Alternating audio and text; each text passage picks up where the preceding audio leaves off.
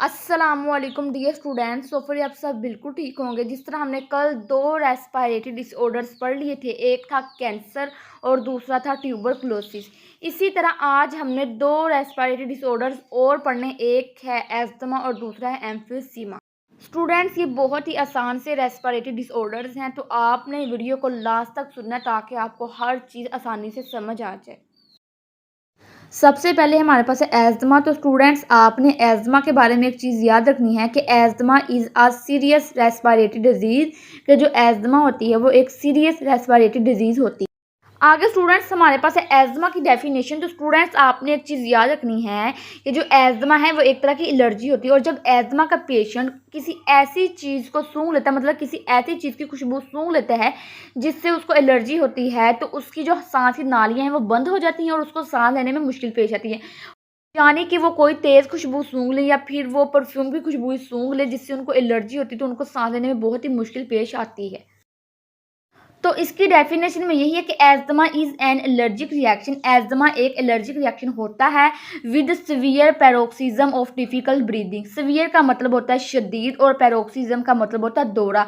क्या होता है कि जब एक पेशेंट है वो इस तरह की खुशबू सूंघ ले जिससे उसको एलर्जी होती है, तो फिर क्या होता है कि जो उसकी सांस की नालियाँ हैं वो बंद हो जाती हैं और उसको सांस लेने में बहुत ही मुश्किल होती है। यूजली फ्लोड का मतलब होता है बाद में, by a period of complete relief. और बाद में क्या होता है कि जो उसकी सांस की नालियाँ हैं वो खुल जाती हैं और वो बिल्कुल नॉर्मल हो जाता है।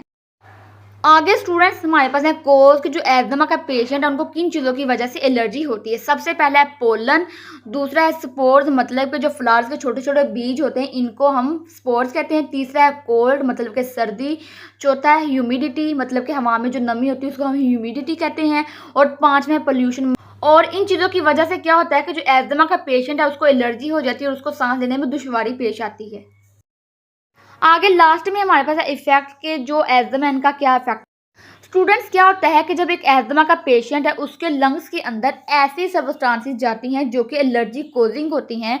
वो सब्सटेंसेस उसके लंग्स के अंदर जाके एलर्जी कोज करती हैं। फिर क्या होता है कि जो हमारा इम्यून सिस्टम है वो एक केमिकल प्रोड्यूस करता है, मतलब कि सेक्रेट करता है। उस केमिकल को हम कहते हैं हिस्टामिन। वो हिस्टामिन क्या करता है कि जो लंग्स की ट्यूब्स होती हैं, जो लंग्स की नालियाँ होती हैं, उनके अंदर सोजिश पैदा कर देता है, जिसकी वजह से जो एस्थमा का पेशेंट है उसको सांस लेने में दुश्वारी हो। एस्थमा के रिजल्ट में यही बात है कि asthma result in the release of inflammatory chemicals such as histamines into the circulatory system. मतलब कि एस्थमा की वजह से क्या होता है कि जो सर्कुलेटरी सिस्टम है उसके अंदर ऐसे केमिकल्स सेक्रीट होते हैं जो कि सोजिश पैदा करते हैं। उन केमिकल्स को हम हिस्टामिन्स कहते हैं। फिर क्या होता है, डेल्ट cause contraction of the bronchiole, और इसकी वजह से क्या होता है कि जो ब्रोंक्यूल है उनकी कॉन्ट्रैक्शन हो जाती है। लास्ट में जो हमारे पास रेस्पिरेटरी डिसऑर्डर है वो है एम्फीसीमा।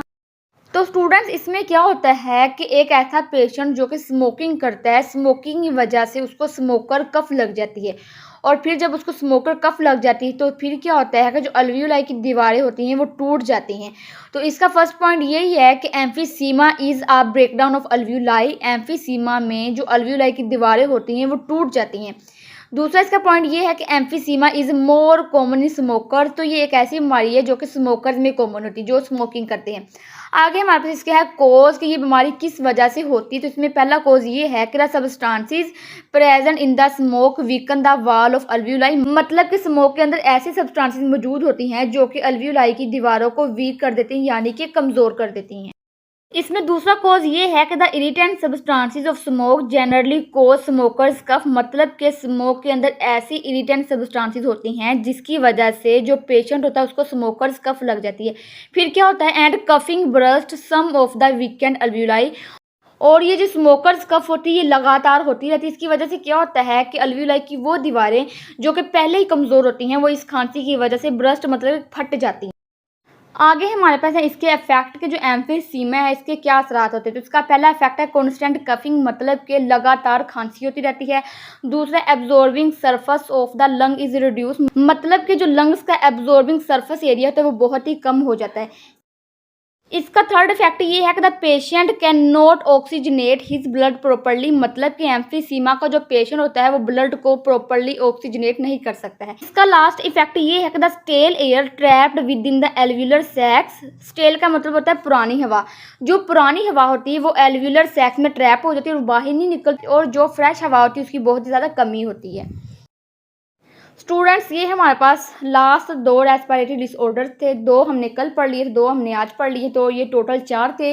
तो आपने इनको अच्छे तरीके से इसी तरह याद करना और इसी तरह लिखना है ताकि आपको जो नंबर है वो पूरे मिले। ओके जी, अल्लाह हाफिज़।